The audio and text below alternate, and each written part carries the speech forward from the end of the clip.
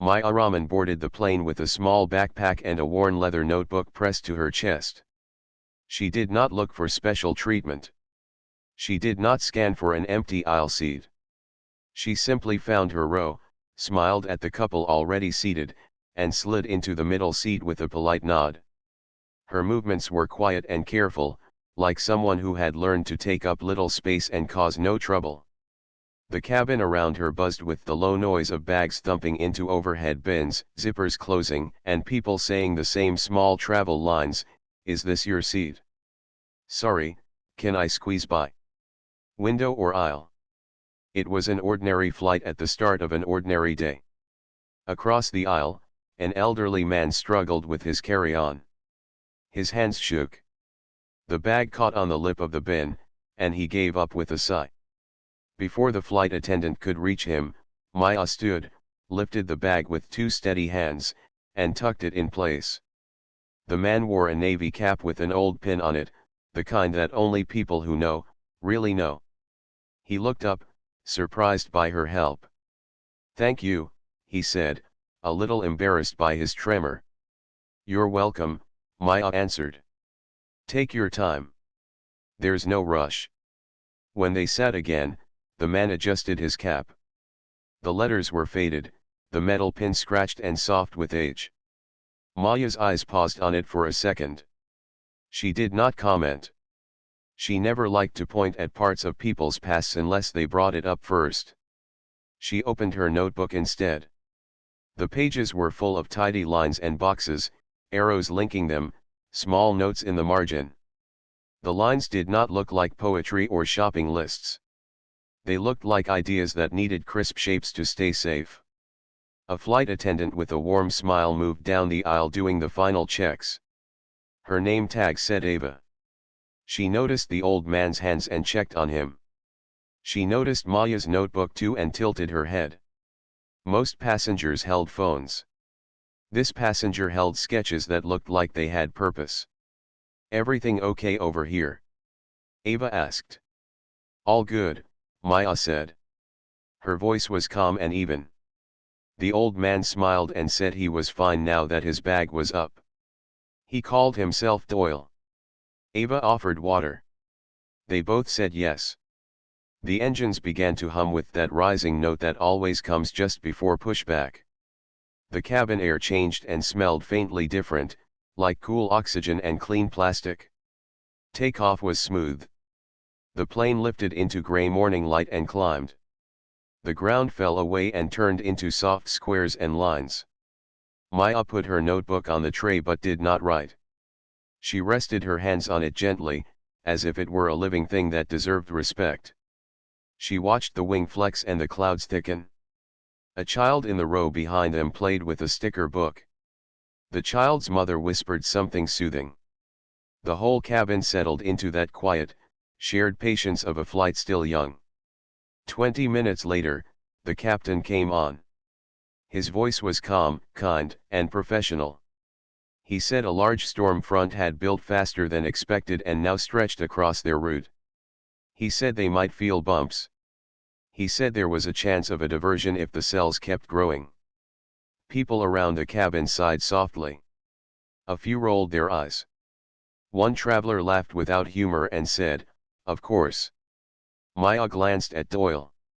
He looked out the window at the gray build of clouds, his jaw set. She lowered her voice and asked if he liked to count during turbulence. He looked puzzled. She explained that counting helped her. She counted slow seconds between bumps, and when the timing changed, she knew the worst part had passed. Doyle tried it once, quietly, and smiled. "It is like riding out a wave," he said.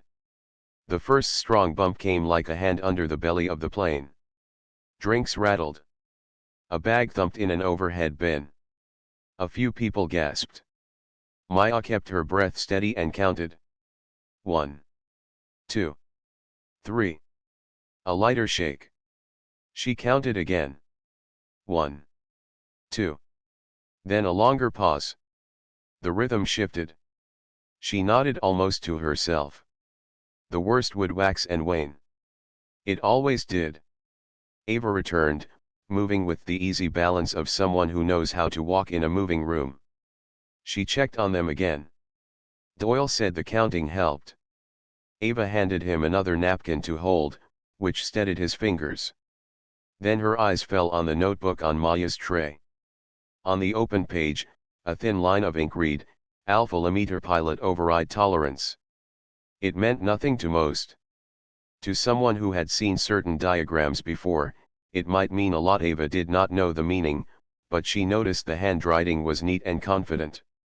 You must be very organized, she said, half joking. Maya smiled. Only on paper. The clouds grew darker. Rain traced the windows like quick threads. The aircraft swayed and then eased, swayed and then eased, as if the air were a road with polite hills. The captain spoke again. A deeper line of storms blocked their path. The best choice, he said, was to make a safe landing nearby, wait out the worst, and refuel if needed. The nearest suitable field was Falcon Ridge Air Base. He explained there was a protocol for civilian diversions. The base was familiar with it. They would look after everyone. He promised updates. A wave of murmurs passed through the cabin. Some passengers were curious. Some were tense. The word airbase brought different pictures to different minds: gates, uniforms, jets. A man across the aisle said he had a meeting he could not miss. A college student was excited and whispered that maybe they would see real planes. Doyle straightened his cap and looked down at his hands. Maya closed her notebook and slid it into her backpack. She said to him, "We will be fine. The captain sounds careful." The descent began. The plane's nose tilted slightly down. The ride smoothed, then bumped, then smoothed again as they passed through layers of air. Through a gap in the clouds, Maya saw a strip of concrete appear, a runway wider than the city airport and lined with lighting that winked through mist. She saw low dark shapes at the edges. A hangar door. A row of shelters with curved roofs. The plane crossed the fence, the wheels met the runway with a firm, honest thump, and the reversers roared. A soft pressure pulled everyone forward against their belts and then released. They rolled past signs that were not the usual airline gates. They rolled past trucks that were not the usual airport trucks. The storm had washed the pavement to a reflective shine, so everything doubled on the ground: poles, tires, rain streaks, even the plane's spinning fans. Off to the right, in a hardened shelter, Maya glimpsed the sharp nose of a jet, matte and quiet, like a bird at rest. She looked once and then looked away. She did not stare. When they stopped at a marked spot, the captain told them that base procedures would apply for a short time. Security would guide them to a hangar where they could wait safely. The plane door opened to a platform. The air that came in smelled like wet concrete, metal, and clean fuel. Base personnel stood below in bright vests, faces open and calm. They moved with an order that did not feel cold, it felt practiced and kind. Doyle stood slowly. Maya let the aisle clear and then helped him steady himself. Her hands were gentle and firm. When they reached the door, rain touched their faces in a fine spray.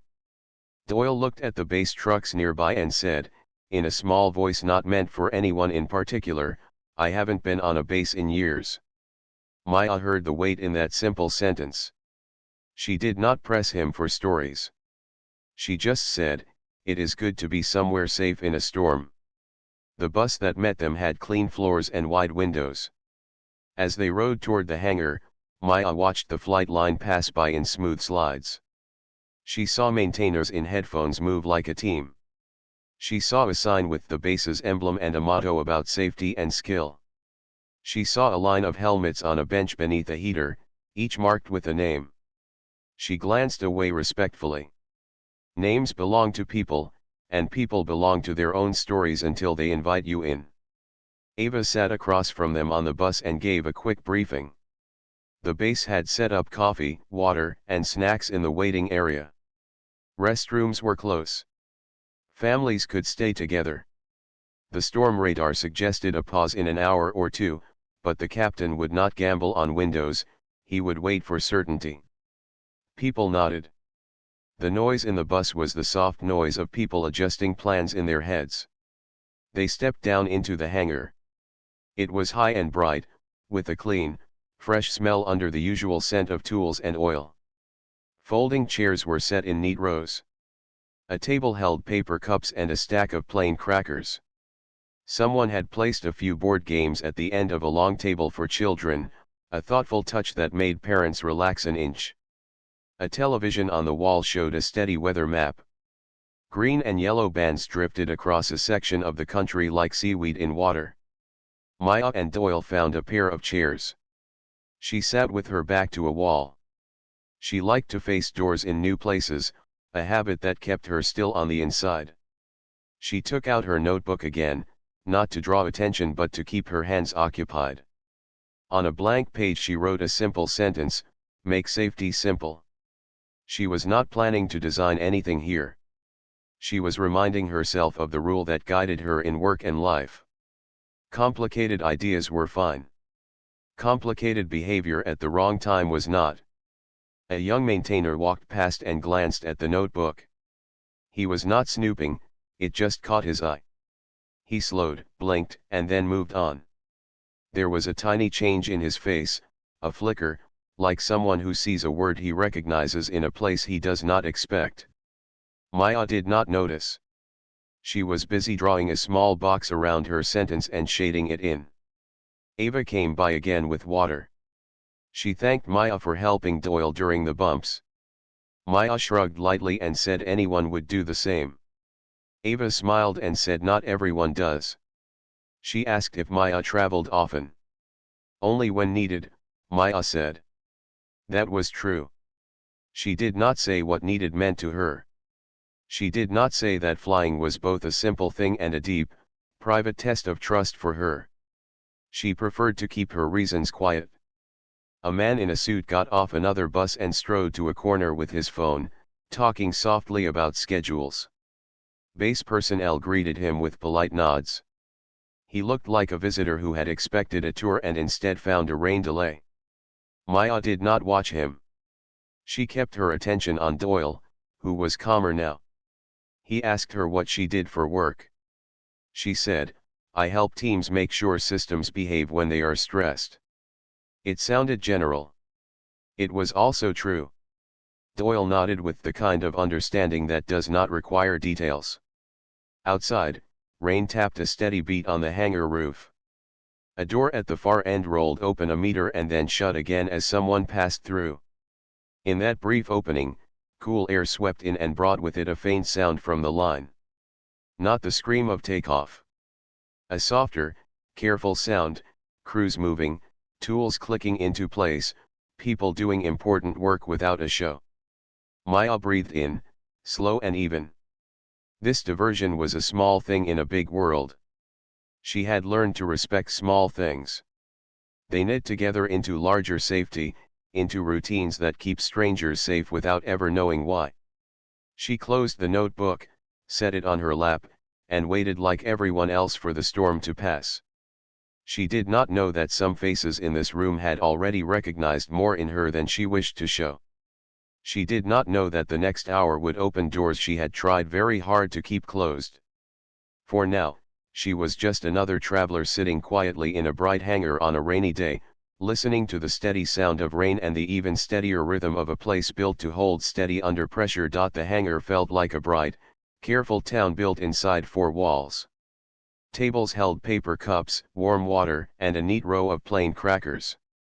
A folding sign said, "Please sit anywhere." Children drifted toward the board games and began to build a small city from mismatched pieces. Maya and Doyle sat near the side door where they could feel a small, steady draft.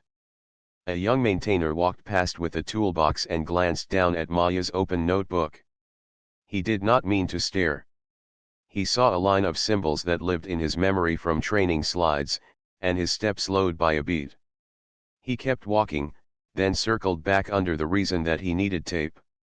At a respectful distance, he looked again. The words were simple and small: alpha-limeter pilot override tolerance, but the shape of the page, the tiny neat arrows, and the tidy boxes made the writing look like a road map for a machine mind. He swallowed and touched the radio bulge on his vest. He did not speak into it. He went to the crew chief instead and whispered, "Sir, I might be wrong, but can you look?" The crew chief eased over, pretended to check a fire extinguisher tag, and took one long, careful look. He gave no sign to the room. He only nodded once, a quiet yes to the maintainer that he had, in fact, seen the same thing. Ava came by with a light blanket for Doyle. She thanked Maya again for the help during the bumps and for the counting trick. Maya smiled and said the trick was old and free. "Anyone can use it," she said. Ava's eyes flicked to the notebook and back. "Do you draw these for work?" she asked gently. "Sometimes," Maya said. "I help teams make sure systems act calm when the world is loud." She said it without pride, the way a gardener might say, "I pull weeds." A soft chime sounded from a speaker mounted high on the wall. A bass voice explained the weather picture in plain words. The storm line still sat heavy. Lightning in the area meant ground crews were on a safety pause. Another update would come in 45 minutes. A few passengers groaned softly. One man joked that the base should put on a show. The voice on the speaker answered, calm and kind, that safety was the only show today, and the hangar laughed a little and relaxed. A slim man in a blue suit arrived with a quick step, a tablet, and a visitor badge that said Pike, Jonas. He spoke to the base public affairs officer with the smooth, low energy of someone who often asked for things and often got them. He said he could help shape a positive story from the diversion. He said families might like a short tour, a quick up-close moment near the jets, a photo with the pilot. The public affairs officer thanked him and said weather and protocol came first. Jonas nodded and smiled, but his eyes kept scanning the room, looking for a face that could carry a headline. His gaze paused on Ava's easy manner, on Doyle's veteran cap, and then on the neat little notebook in Maya's lap. Two pilots in flight suits walked the hangar's far edge with a base safety officer. Their helmets hung from their hands by the shrouds, and their boots made dull, sure sounds on the floor. One was Lieutenant Isla Brooks, younger than the weight in her shoulders suggested. She carried herself like someone who had recently lived through a moment that split time into before and after. Her eyes tracked every sound and then returned to stillness. For a second, those eyes slid across the room and met Maya's calm, listening face and the small square of notebook paper in her hands. Isla did not stop. She filed the moment away like a careful pilot files a weather note. Near the tool bench, the maintainer and crew chief stood with a tablet now, scrolling through a training deck. They whispered without drama. A small, grainy photo appeared in a corner of one slide, the kind used in briefings to put a human name beside a block of text, acknowledgements, contributors, the quiet backbone of a program. The face in the photo was younger and lit by a monitor's blue glow. The crew chief squinted, then glanced across the hangar at Maya, then back at the photo. "Could be," he said. "Or we're chasing shadows." He did not want to be wrong. He also did not want to ignore a person his people already owed. Captain Reed Hale entered without any ceremony.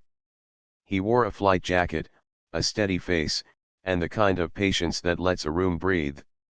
He checked on the parents first, crouched to the height of a little boy who was building a tower of checkers, and asked if the snacks were enough. He thanked the volunteers. He checked the weather on the wall display and quietly asked a sergeant to bring extra water. Only then did he let his eyes move across the sea of travelers to the side door where a woman sat with a small backpack and a closed notebook, looking at nothing in particular. He paused with the brief stillness of someone who recognizes a tune after only one note. Hale did not walk straight to her. He visited 3 more clusters of passengers, came near by degrees, and let the room get used to his presence. When he reached Maya and Doyle, he introduced himself with a small, respectful nod to both. He thanked Maya for helping during the flight. He asked if they were comfortable, if the seats were fine. All good, Maya said. Doyle raised his cup and said the water was a blessing. Hale's eyes fell for a moment on the top page of the notebook, where a single sentence sat in a shaded box, "Make safety simple."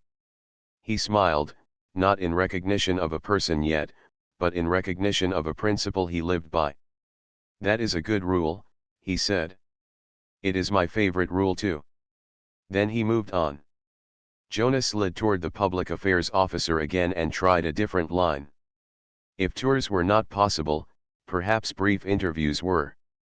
People liked human angles in storms, he said.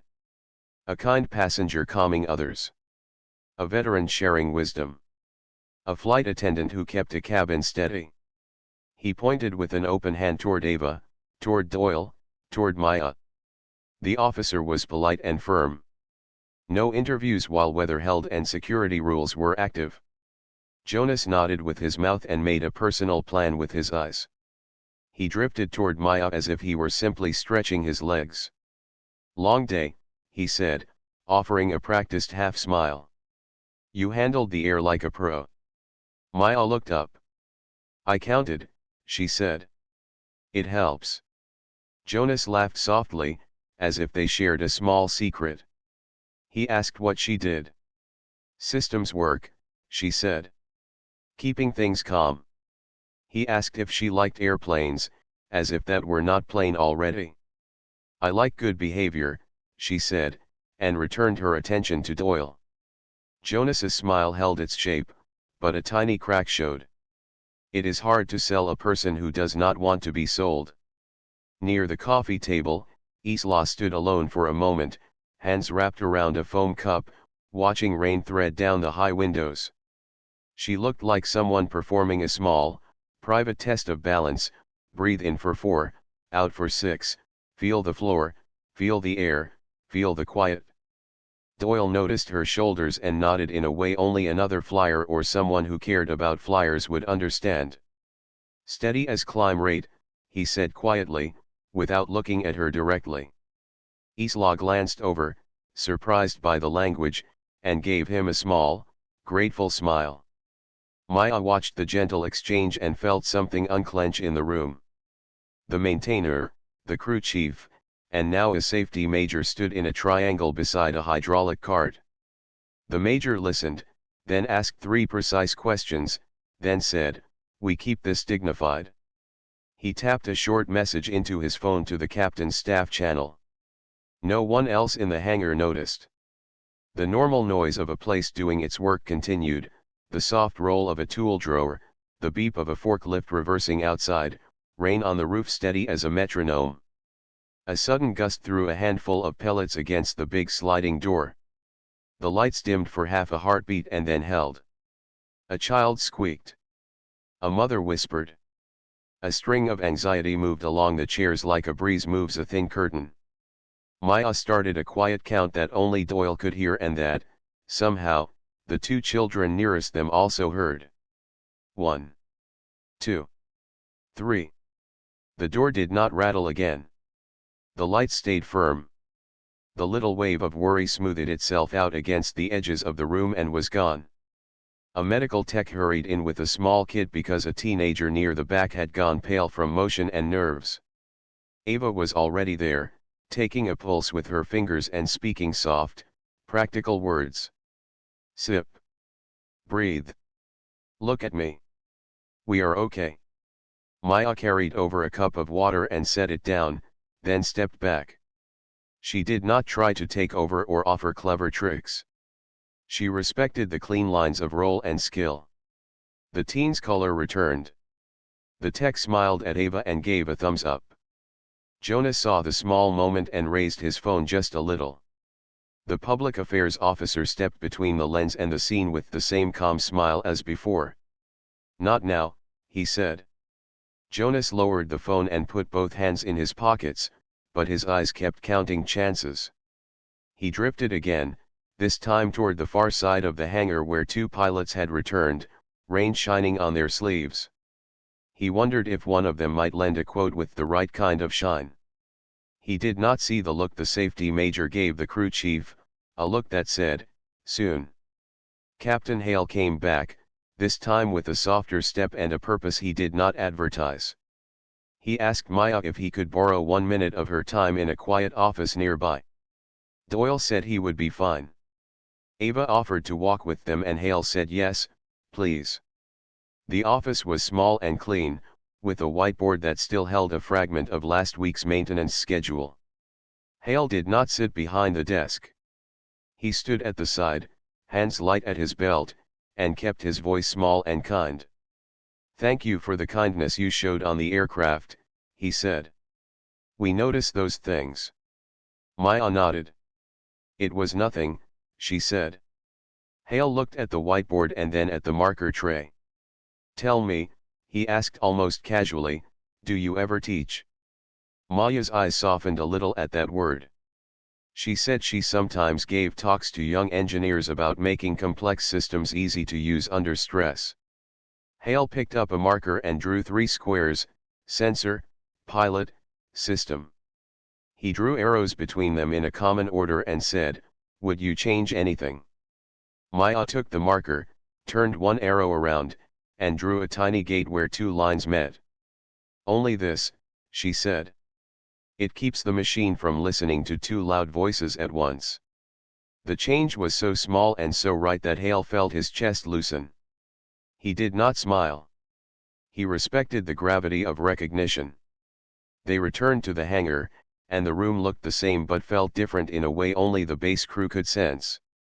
A message had passed along the line, not shouted, not posted, just carried hand to hand like something fragile.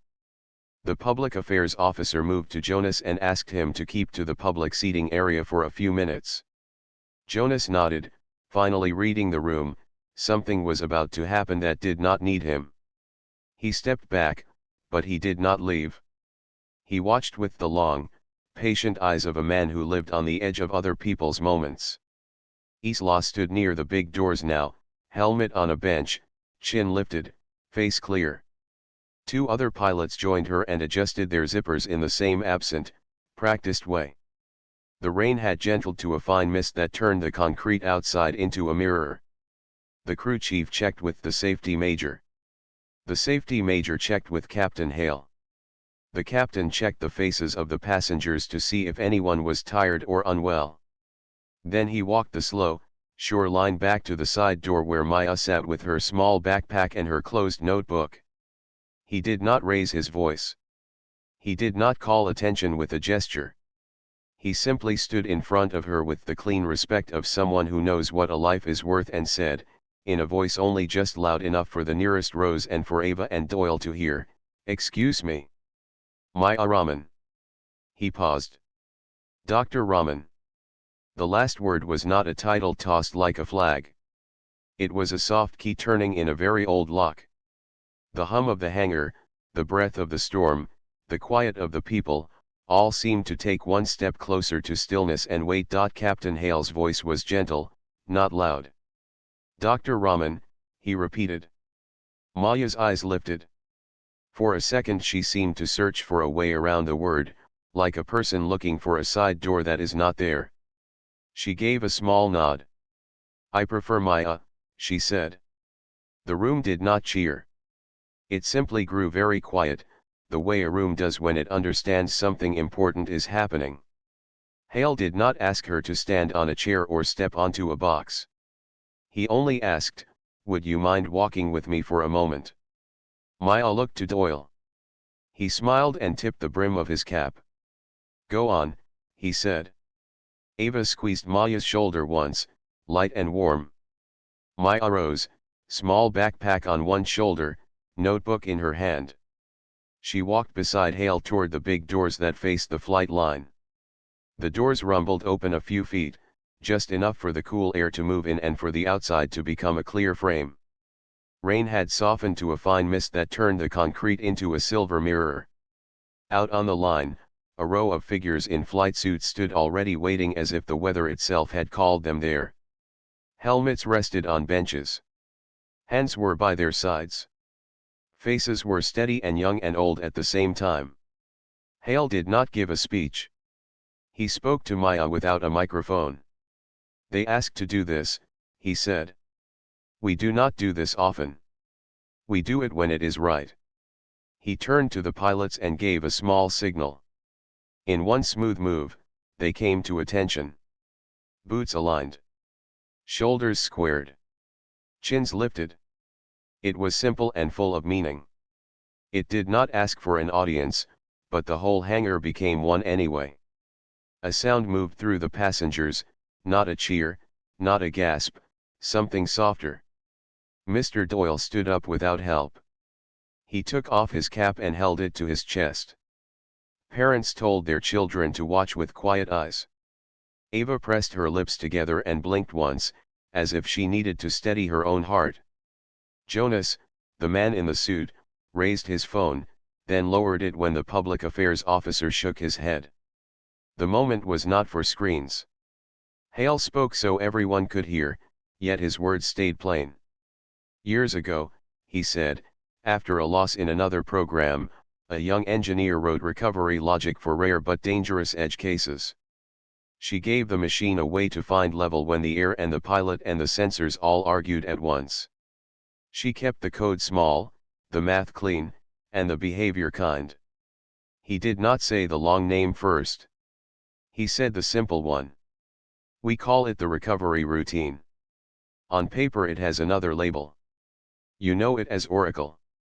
A few maintainers nodded before they could stop themselves. A pilot's eyes shone for a beat and then cleared. Jonas whispered the word as if tasting it for the first time. Maya stood with both hands on the strap of her backpack, the notebook pressed against her side. Hale went on. The engineer left the project when timelines started to race past safety. She did not like noise around important work. She did not like cameras in rooms where math was still thinking. But her logic stayed. It was tested, taught, and placed in our training. And last month, it woke up when it needed to. He looked to the left, and Lieutenant Isla Brooks stepped forward one pace. The mist turned her sleeves dark and made tiny stars on the shoulders of her suit. She did not look fragile. She looked like a person who had touched a hard edge and come back a little wiser. I am here, Isla said simply, because that code remembered level when I almost forgot. She did not tell a long story. She said the one sentence that mattered. A murmur, softer than before, moved through the hangar like a warm wind. It was not about hero talk. It was about a quiet line of code doing its job, written by a pair of steady hands on a late night, the kind of work people never clap for because they never see it. Maya kept her eyes on Isla and gave a small, respectful nod that said more than words. Jonas tried to step closer. The public affairs officer stepped with him and kept him one pace back. Jonas was not rude. He only looked hungry, the way some people do when they smell a story. He whispered, one quote. The officer shook his head. Not now. Jonas swallowed and forced a smile that did not reach his eyes. He stayed, watching, trying to learn the rhythm of a room he did not control. Hale faced the passengers and explained in simple terms so that a child could follow. Sometimes, in harsh wind or sudden motion, a jet can be confused for a blink. Many systems talk at once. The pilot speaks too, through the stick and pedals. Oracle listens to everything and says, we choose this one clear path back to safe. It takes the shakeout. It gives the pilot a steady floor to stand on. He turned back to Maya. We teach this. We practice it. We trust it. But today, we want to make sure the person who gave us that steady floor knows we see her. He did not ask the pilots to salute. He did not need to. They had already chosen their line. Together, in the soft rain, they lifted their hands and gave the crisp, respectful salute reserved for moments that mark a person's service. It lasted only a few seconds. It felt larger than the hangar. Maya did not cry. She had learned long ago to let public feelings walk past and save private feelings for quiet rooms. But her eyes shone, and her chin trembled once like a small bird settling its wings. When the salute lowered, She spoke, not to the room, but to Isla first. I did not build it alone, she said. Many minds checked it. Many hands kept it honest. Isla answered, someone started. Someone cared about the edge case as if a person they loved would meet it one day. Mr. Doyle took a small step forward. It matters, he said in his steady, old voice. The quiet fixes. The little gates that stop the loud mistakes. It matters more than any speech. He looked at Maya with a kind of pride that felt both personal and not personal at all. Maya bowed her head in thanks. Ava, standing at her other side, breathed out like someone who had been holding a note too long. Hale guided Maya a few steps to the side so the hangar door could close and people could warm up again. He offered her a towel for the mist and smiled when she wiped her hands like a mechanic would. If you want a quiet place, we have one, he said. Maya nodded. Only if Lieutenant Brooks can join for a few minutes, she said. Isla heard and came without waiting to be called. In the small office off the hangar, the whiteboard still showed last week's schedule. Hale capped the marker he had used earlier and set it down as if it were a tool that deserved respect. He did not ask Maya to give a talk. He asked a simple question. Would you explain it to us the way you would explain it to new students? Maya breathed in slowly and let herself become the teacher she was when rooms were small and kind. She drew 3 boxes and used plain words. This is what the plane feels, she said, tapping sensor. This is what the pilot asks, tapping pilot. This is what the jet can do safely, tapping system. When wind hits hard, noise arrives here and here. She made small dots on the lines. If we let the loudest voice win every time, we get a fight. The routine is a friend that says, one at a time. We choose the path that points most toward level. Isla listened like a person who had been waiting for this exact lesson. Why does it feel like time slows down in those moments, she asked. Because your mind is taking a picture of every angle at once, Maya said. The routine takes one picture and holds it steady long enough for your hands to catch up. Isla nodded, her shoulders lowering a fraction, as if some private knot had loosened. Hale asked for nothing more. He simply thanked Maya again and said, we will make sure this moment stays ours and yours, not the internet's. Maya smiled at that. Good, she said. Let the fix be the news. Let the training be the story. She closed the marker and lined it up with the others, a small act of order that made Isla grin. When they stepped back into the hangar, passengers were settling again, whispering in low voices that did not disturb the air. Children asked their parents what attention meant. Parents answered with short, proud sentences. The pilots had returned to their work, not to leave the field but to be ready when the weather opened. Jonas stood by the coffee table, tapping his phone with 2 thumbs, then stopping, then starting again. He had no headline that fit the room's tone. He did not yet understand that the best headline here was silence and a fix. Ava walked beside Maya and handed her a cup of warm water. Are you okay? She asked. Yes, Maya said. It was kind. It was more than I would ever ask. Doyle joined them with slow steps. He did not need his cane now, he carried himself like a man who had watched a song played right. I knew good work when I saw you lift that bag, he said, smiling. Same hands. Across the hangar, a base tech hurried in with a tablet. He did not look alarmed, only focused. He caught Captain Hale's eye and raised the screen slightly. Hale came to him, listened, and nodded once. He did not pull the fire alarm.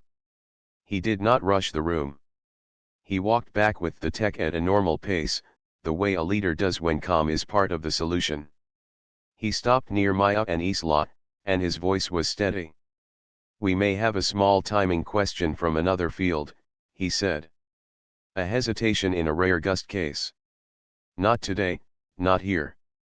But I would like your eyes on it, if you are willing. Maya did not hesitate. Of course, she said. She looked at Isla. Isla looked back with the clear, brave face of someone who wants every corner checked. Let's learn it, Isla said. Maya opened her notebook to a fresh page. At the top she wrote 3 words in neat, careful print, find the pause. Then she drew a small square around the words, shaded it in, and lifted her pen. The story had changed shape again. It was no longer about a salute. It was about the next right step. The base tech led Maya, Isla, and Captain Hale to a small room off the avionics bay. It had a long table, 2 tired chairs, and a whiteboard with a faint ghost of last month's checklist still visible under the new marker lines. Rain tapped the roof with a steady hand. The tech placed a tablet on the table and opened a log replay from another base. The graph looked like a heartbeat, but the steady beat stumbled for half a second in the middle. Here, he said, pointing with a pen cap. Wind gusts spiked. Pilot commanded a quick correction. Sensors chattered. The routine woke up, but it paused before acting. Maya leaned close, eyes moving left to right, like she was reading the sea. She asked for raw numbers. The tech slid a drive across gently, like a person handing over something fragile. No outside network, he said. We can show you replays and mirror data, but you can't move files off this room. Maya nodded. She understood. She pulled her notebook out and drew a clean, thin timeline. She placed small dots at each event: gust spike, pilot input, sensor noise, routine start, tiny pause, action. Isla watched the pen as if it were a second hand on a clock. I felt that pause in my bones last month, she said softly. I did not know if it was me or the system. I am glad it was small. I do not like that it exists. Jonas appeared in the doorway with a fresh smile, as if he had just wrapped a call full of good news. He kept his tone gentle. I heard we might have a minor edge case, he said. Our team is ready to support. We could set up a round table next week. Press would love a story of engineers and pilots united. We uplift everyone, we avoid fear, and we keep momentum. Hale did not look at him. He looked at the graph. Maya kept her eyes on the numbers. I'll be quick, Jonas added, softer now. A balanced message protects funding. Public worry can slow rollouts that actually save lives. Isla spoke without turning. A half second of doubt slows a heartbeat, she said. We fix that first. Jonas's smile thinned. He stepped back, but not far. Maya circled the pause on her timeline and wrote 2 small words, race window. She explained in simple terms. This happens when 2 strong voices arrive at the same door at almost the same time. The system tries to be polite and hesitates. In calm air, it does not matter. In a gust, the half second is a long time. She added another line. We can ask the door to choose faster. Not by ignoring the pilot. Not by ignoring the sensors. By giving first right of way in a very short slice of time when a gust hits hard. Hale nodded once. The tech looked relieved, like someone who had finally heard the right name for a worry. They moved to the whiteboard. Maya drew 3 small gates on the path between the sensors and the logic. We can debounce, she said. It is a tiny filter. It says, if the signal jitters for a blink, we will not chase the shake. Then here, she tapped the branch where pilot input and sensor reading meet, we add a priority rule only during the gust window. It is never forever. It is only for a breath, only to give the routine a clean floor to stand on and act. Isla repeated the words under her breath, like she was programming her own hands, clean floor, act. The safety major stepped in with a binder and a careful face. We have rules about this, he said. Advisory access is possible if we keep it narrow and if the commander signs his name on the line, but there are boundaries. No code leaves the network. No new features. Only guardrails. Maya lifted both hands in a clear gesture of respect. I do not need new features, she said. I want less, not more. The fix should be small. The behavior should be clear enough that a student can explain it back to you. The major studied her for a second, then looked at Hale. If we do this, we do it with discipline, he said. Hale answered, that is the only way we do anything. They tried a dry run in the replay tool. Maya stood behind the tech and asked him to set a tiny virtual gate, a small if with a tiny timer. It was not code to fly, it was a sketch in the sim. The first replay looked smooth. The pause vanished, but a new wobble appeared later in the trace, small but there. Maya frowned. We took the hesitation away, she said, but we must check we did not move it to another place. Isla looked at the wobble like it was a stone underwater. Can you make that stone smaller too? She asked. Maya nodded. Maybe, she said. Or maybe we tell the routine to stop listening for the gust after it has clearly acted once. That would close the window sooner. Jonas returned with a different approach. I spoke to my team, he said. They want to bring you to our headquarters next week. We can pay a retainer, fly you first class, set up a live demo. It will be safe, controlled, and good for everyone. Nothing needs to happen today in a storm. He smiled in a friendly way. Let's be wise. Maya did not look offended. She only asked one question in a voice as soft as pencil on paper. If the timing issue appears again this week at a different base, and I am on a stage instead of here, will we have been wise? Jonas's mouth opened and closed once. He had no good answer to a simple question. Outside, lightning flashed a long way off. The base stayed on ground pause, but crews moved with purpose inside. Ava slipped into the room with a tray, water, 2 crackers, and a little paper note that said, "You are doing good work." She set it down as if the tray were a bridge between 2 busy shores. Thank you, Maya said. Thank you, Isla echoed, and took a cracker she did not know she needed. The small kindness settled them both. Hale checked the wall clock. We cannot keep civilians here forever, he said. But we will not push a departure into hard weather. We have a window in an hour. We also have this timing question now. He looked to the safety major. Options. The major listed them in simple lines. We can wait for the vendor patch cycle, he said, glancing politely at Jonas. We can write an internal note and raise the training emphasis on that edge case. Or his eyes went to Maya. We can allow advisory hands under a narrow waiver to shape the guardrail in the sim, then hand it to our internal team for implementation and test under our process. That is risk with control. Jonas raised both palms. I respect the mission, he said. But let's not rush. Headlines hurt programs.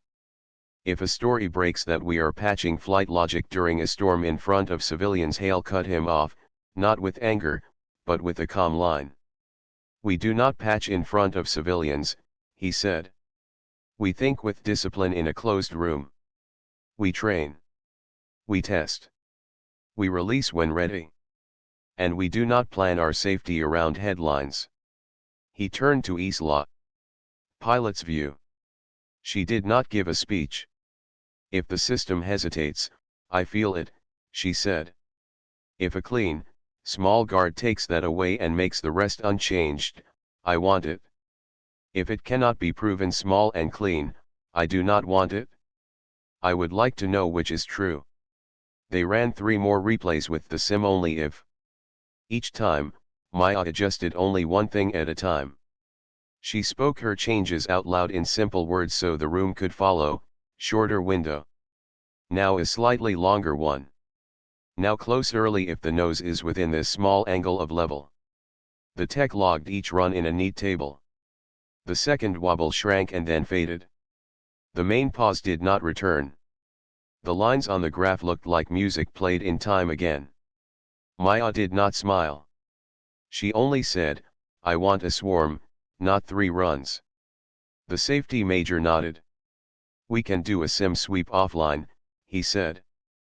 But we still need the waiver for you to advise beyond this room. Hale looked at the pen on the table and then at a small safe set into the wall.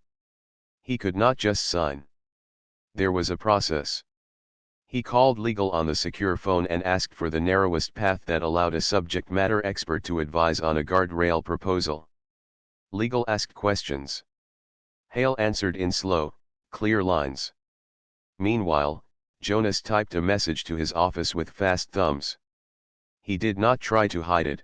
Base is moving to let an external engineer advise. We should be in that loop. A small setback arrived like a plain envelope. Legal asked for proof of identity and past role. Maya had no badge now. She had left the program years ago when the pace felt wrong. She did not carry a folder of old credentials. I can give names, she said, and the revision notes I wrote are in your records. The safety major pulled up archives and found a note under a revision 6 years old, edge case recovery, simplify, log only what is needed, prefer clarity. The initials matched. A tiny photo in the acknowledgements matched enough. It was not allowed proof. It was enough for trust with controls. Hale ended the call. He could make the decision here, on his responsibility, within narrow lines. He stood quiet for 10 seconds, long enough to feel the weight. He looked at the people in the room, a young pilot who had felt a system catch her when the world tilted, a safety major who loved process because process loved people, a tech with careful hands, a visitor in a suit who thought in headlines, and a modest engineer whose pen drew calm pictures. He thought about the hangar full of families, about the 2 little kids making a city from checkers, about Mr. Doyle holding his cap like a promise to an old friend. The decision was not about pride. It was about time and trust. He turned to the whiteboard and under Maya's neat gates, he wrote 3 words in block letters, small, clear, tested. He tapped each word. If we do this, he said, we do only this. You advise. Our people implement. We run the swarm. If it does not hold, we drop it. No press, no show. This stays inside until it is right. He picked up the waiver form the major had ready and uncapped his pen. Then he paused with the point above the line. He looked at Maya last. If I sign, do you promise me one thing? He asked. Promise you will keep it small enough that a student could explain it to a parent who is afraid of storms. Maya held his eyes. I promise, she said. Simple, or we do not ship. Her voice carried no drama. It sounded like a rule she had lived by for a long time. The pen hovered over the paper. The room held its breath the way a runway holds its dignity before a takeoff. Rain softened further against the roof, like the sky itself was waiting to. Hale lowered the pen a half inch, then another, and steadied his hand. He was not rushing. He was choosing. Captain Hale signed his name with a slow, steady stroke. He did not add a flourish. He placed the pen down and met each pair of eyes in the room, one by one. Narrow waiver approved, he said. Advisory access only. Our team owns the keyboard. We keep it small, clear, and tested. The safety major slid a short form across for records. The tech nodded and locked the door to the little lab, not to be secret, but to keep the space calm. Maya rolled up her sleeves a finger width, the way a person does before washing hands, and took a place behind the tech's chair. Let's start with names, she said softly. Names make ideas honest. She pointed to the tiny if they had drawn in the simulator earlier.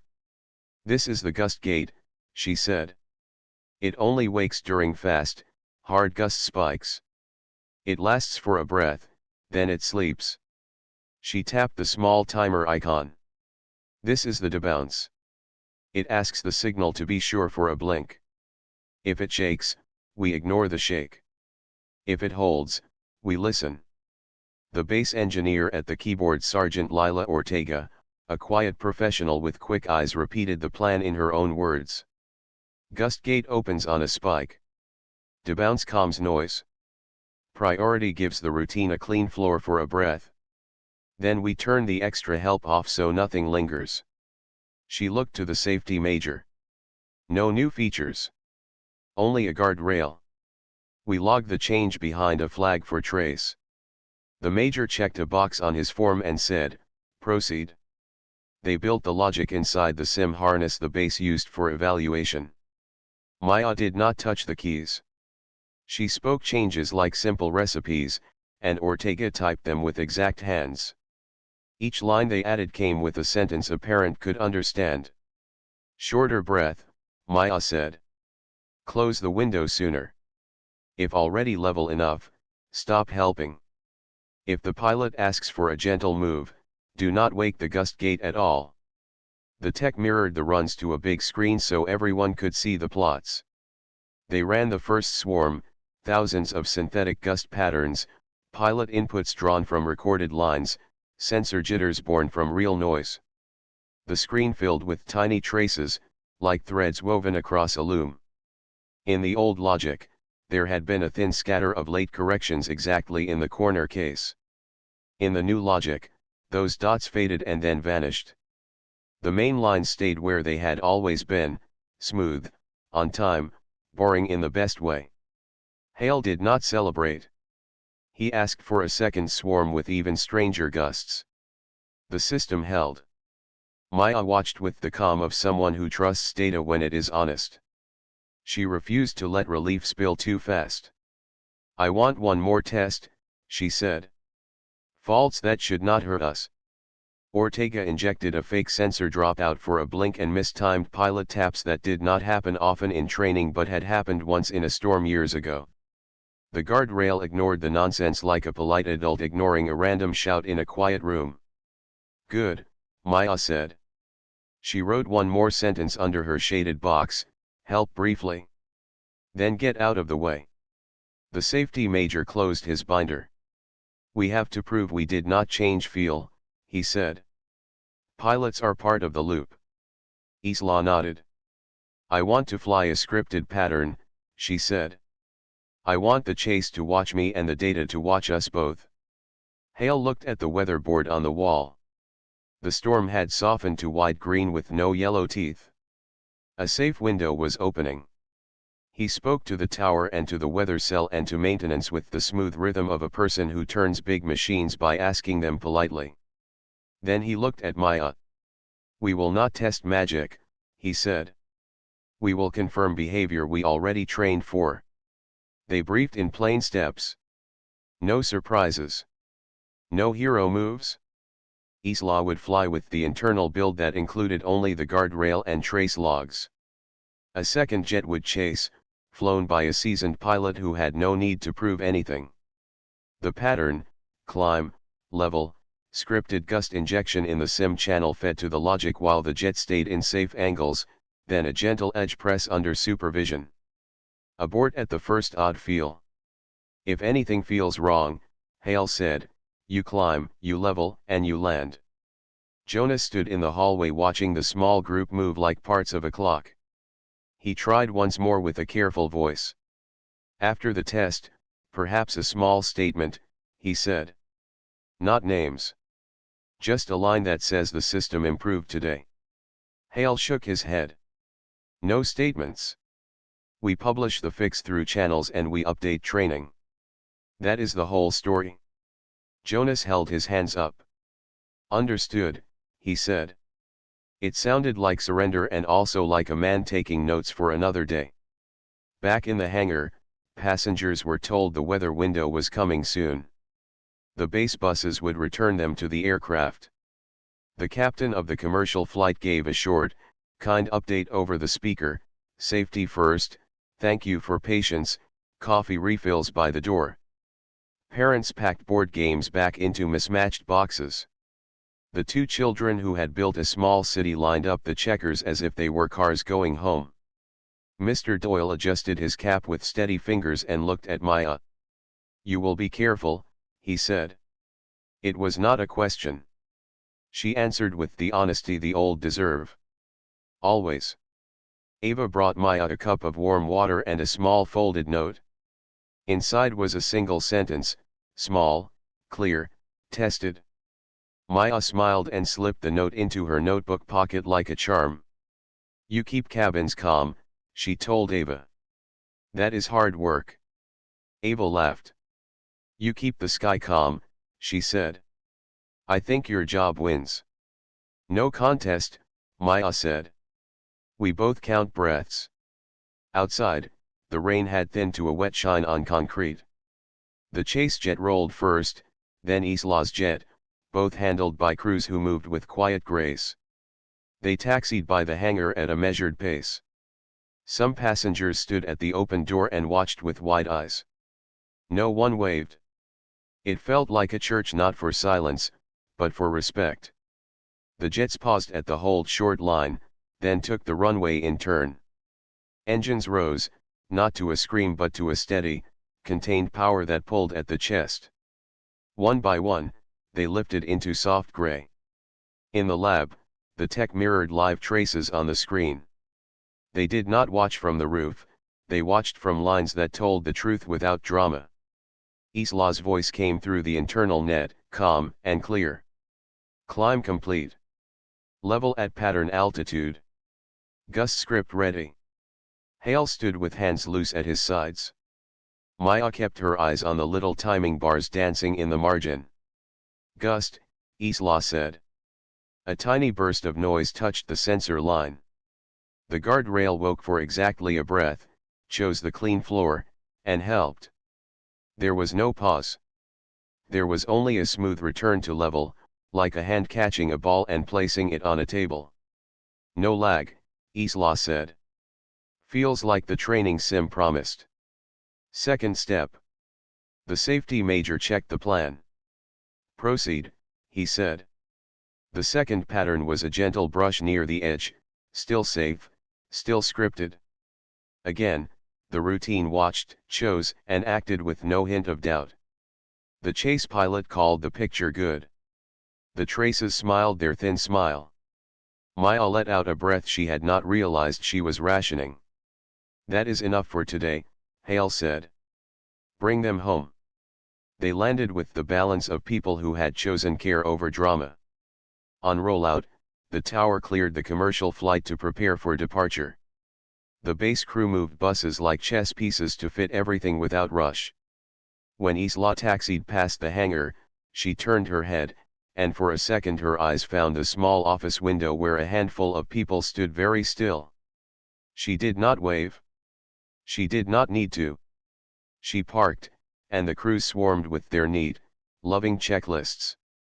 Hale shook Maya's hand in the lab, not like a ceremony, but like a friend thanking another friend for help moving a heavy couch. We will take it from here, he said. Our internal team will package the change, run the bigger swarm, and push through channels. Training updates by the end of the month. The safety major added, we will write the plain language note you asked for, what changed, why it is small, how to explain it to a student and a parent. Maya nodded. No names, she said. Make the lesson the hero. Ortega, the engineer at the keyboard, smiled. I am going to put the sentence help briefly, then get out of the way on a sticky note near my monitor, she said. Maya laughed softly. That rule works for people too. Jonas approached with a face that had learned something. He did not offer a stage this time. He offered respect. I pushed for the show, he said. The work did not need it. I see that.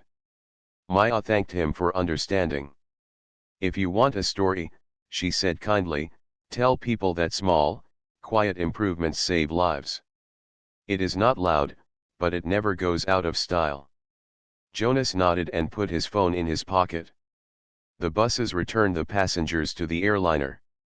The crew welcomed them with warm thanks and fresh towels. The captain stood at the door and said, we are good to go, folks. People settled into seats with the light relief of a small town returning to a familiar road. Doyle took his place across the aisle from Maya again.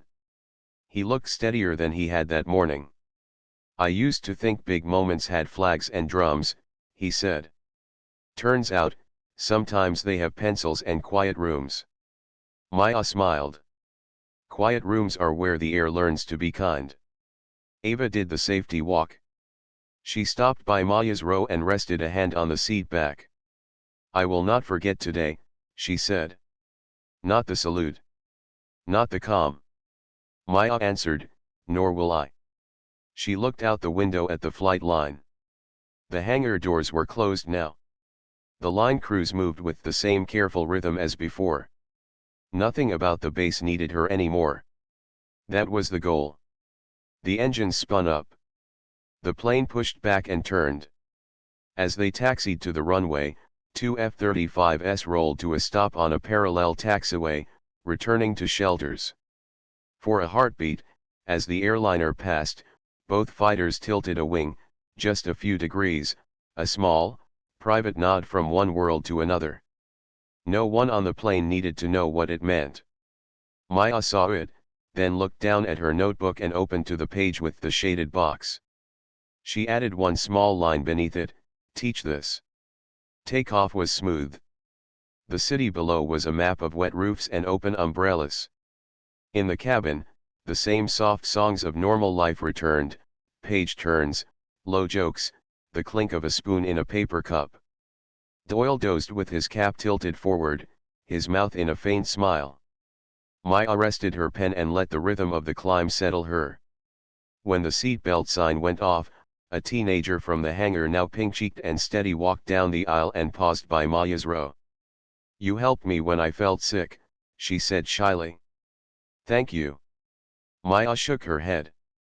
Ava helped you, she said. I only brought water. The teen nodded. You did the other thing too, she said.